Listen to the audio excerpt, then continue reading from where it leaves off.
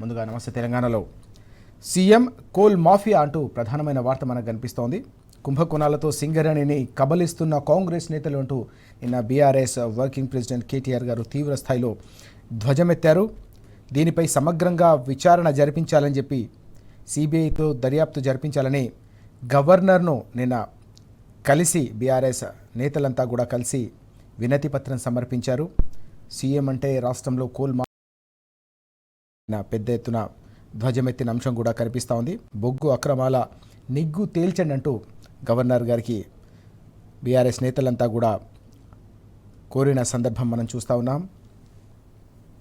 కాంగ్రెస్ 2 ఏళ్ల పాలన పూర్తిగా స్కాముల పుట్టగా మారిపోయింది. అడుగడుగునా కూడా వరుస స్కామ్లతో వీరంతా కూడా రాజ్యమేలుతున్నారు తప్ప ఇక్కడ కూడా స్కీములు అమలవుతలేవు. తెలంగాణకు సంబంధించిన సహజ సంపదను, తెలంగాణకు కొంగు బంగారమైన సింగరేణిని కొల్లగొట్టేందుకు వేల కోట్ల రూపాయలను దోపిడీ చేసేందుకు కుట్రలు కొనసాగుతున్న నేపథ్యంలో వెంటనే గవర్నర్ గారు దీనిపై దృష్టి సారించి తప్పకుండా దీనిపై సమగ్రమైన విచారణ జరిపించాలి. తెలంగాణకు సంబంధించిన సంపదను, సింగరేణి కార్మికుల కష్టాన్ని కాపాడాలి అని చెప్పేసి కోరిన సందర్భం మనం చూస్తూ ఉన్నాం. డైవర్షన్ కోసమే సిట్ నోటీసుల పేరిట డ్రామా కొనసాగుతుంది రాష్ట్రంలో అంటూ ఆయన ధ్వజమెత్తిన పరిస్థితి కూడా కనిపిస్తూ ఉంది. ఓవైపు సింగరేణికి సంబంధించిన వ్యవహారం అంతా కూడా పెద్ద ఎత్తున దుమారం రేగడం, కాంగ్రెస్ పార్టీకి సంబంధించి కాంగ్రెస్ సర్కారుపై ప్రజల్లో తీవ్రమైన వ్యతిరేకత రావడం, ప్రజలు దుమ్మెత్తిపోస్తున్న నేపథ్యంలోనే ఈ మొత్తం వ్యవహారం నుంచి ప్రజల దృష్టిని మళ్లించేందుకు మాత్రమే అటెన్షన్ డైవర్షన్ కోసం మరోసారి ఈ సిట్ నోటీసుల పేరిట డ్రామా చేస్తున్నారని కూడా మండిపడ్డారు.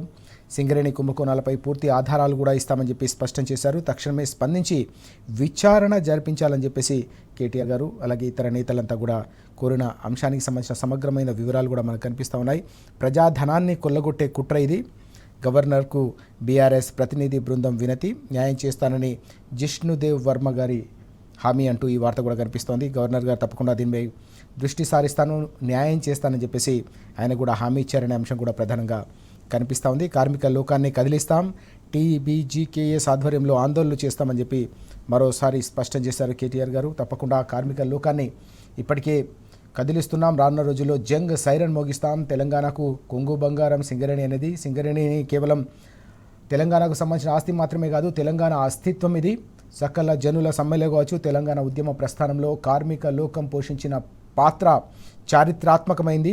తెలంగాణ సాధనలో అత్యంత కీలక పాత్ర పోషించిన సింగరేణి కార్మికులను కడుపులో పెట్టి చూసుకుంటాం, కంటికి రెప్పలా కాపాడుకుంటామని కూడా ఈ సందర్భంగా కేటీఆర్ గారు స్పష్టం చేశారు. కార్మికులకందరికీ కూడా అర్థమైపోయింది, అబద్ధాలతో అధికారంలోకి వచ్చిన కాంగ్రెస్ పూర్తిగా సింగరేణి అస్తిత్వానికి ఇప్పుడు ప్రమాదంలో నెట్టివేసింది.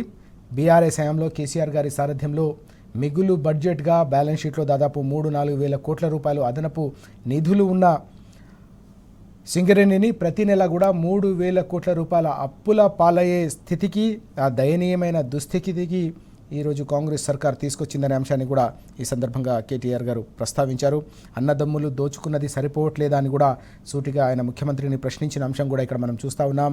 ఈ కుంభకోణాలన్నింటినీ కూడా రింగ్ మాస్టర్ ఎవరు తప్పకుండా తేల్చాల్సిన అవసరం ఉందని స్పష్టం చేశారు. బామ్మర్ది కళ్ళలో ఆనందం కోసమే ఈ కోల్ స్కామ్ అంతా కూడా నిర్వహిస్తూ ఉన్నారు. దీని వెనుక ఈ భారీ కుట్ర దాగి ఉన్న నేపథ్యంలో దీనిపై ఎందుకు మీరు శ్వేతపత్రం విడుదల చేయరు? సింగరేణి టెండర్లన్నిటిపై కూడా శ్వేతపత్రం విడుదల చేయాల్సిన అవసరం కనిపిస్తోంది. సైట్ విజిట్ సర్టిఫికేట్ పేరిట మొత్తం ఈ కాంట్రాక్ట్లన్నింటినీ కూడా రింగ్ చేసి దోచుకునేందుకు, సింగరేణిని పూర్తిగా కబలించేందుకు కుట్రలు కొనసాగుతున్న నేపథ్యంలో ఈ కుట్రలను ఎట్టి పరిస్థితుల్లో బీఆర్ఎస్ ఉపేక్షించదు.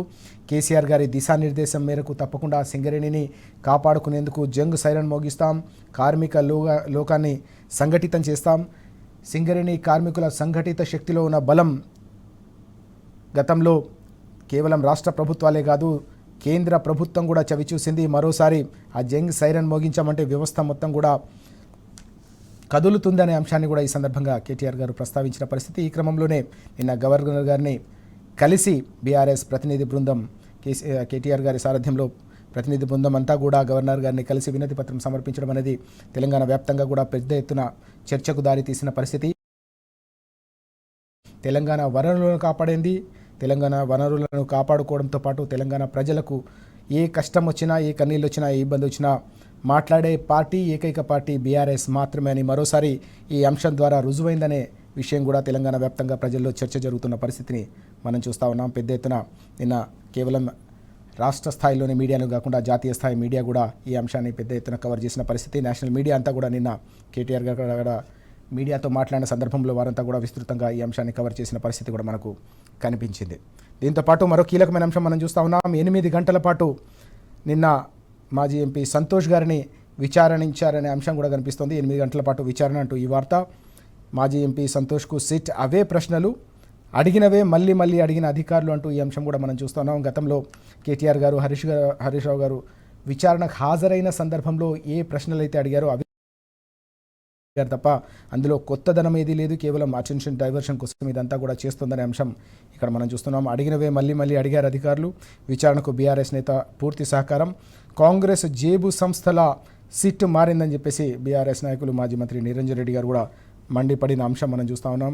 విచారణకు హాజరైన తర్వాత బయటకు వస్తున్న సందర్భంలో జరిగిన పరిణామాలు కూడా మనం చూసాం. నిన్న ఈ అంశానికి సంబంధించిన సమగ్రమైన వివరాలు, నిన్న జరిగిన కీలకమైన పరిణామానికి సంబంధించిన సమగ్రమైన వివరాలు కూడా మనకు ఈరోజు పత్రికల్లో కనిపిస్తూ ఉన్నాయి. దీంతోపాటు సైట్ విజిట్తో అక్రమాలకు ఆజ్యం అంటూ ఈ అంశం కూడా కనిపిస్తూ ఉంది. సింగరేణిలో పెద్ద ఎత్తున నిధుల గోల్మాల్, సైట్ విజిట్తో టెండర్ల ఫలితాల్లో వ్యత్యాసాలు, ధరలు పెంచి పేలుడు పదార్థాల కొనుగోలు, గవర్నర్కు ఆధారాలు అందజేసిన బీఆర్ఎస్ అంటూ ఈ అంశానికి సంబంధించిన వివరాలు కూడా మనం చూడొచ్చు. అలాగే శాసనమండలికి అవమానం అంటూ మరో వార్త కూడా మనకు కనిపిస్తూ ఉంది. టీవీ డిబేట్కు పిలిచి గెటౌట్ అంటారా? ఇది ఎమ్మెల్సీ రవీంద్రరావు గారిపైనే కాదు, మొత్తం శాసనమండలి సభ్యులపై దాడి, తప్పకుండా దీనిపై చర్యలు తీసుకోవాలని చెప్పేసి నిన్న మండలి చైర్మన్ను కలిసి బీఆర్ఎస్ నేతలు ఫిర్యాదు చేసిన మరో కీలకమైన అంశం కూడా ఈరోజు మనకు పత్రికల్లో కనిపిస్తూ ఉంది. అలాగే 11వ మున్సిపల్కు సంబంధించిన ఎన్నికల నగారా మోగింది. ఆ అంశానికి సంబంధించిన వివరాలు కూడా చూస్తూ ఉన్నాం. 116 మున్సిపాలిటీలు, 7 కార్పొరేషన్లకు ఎన్నికలు జరగబోతున్నాయి. నోటిఫికేషన్కు సంబంధించిన ప్రక్రియ, షెడ్యూల్ ఎలా ఉండబోతుందని నిన్న ఎస్సీసీ రాని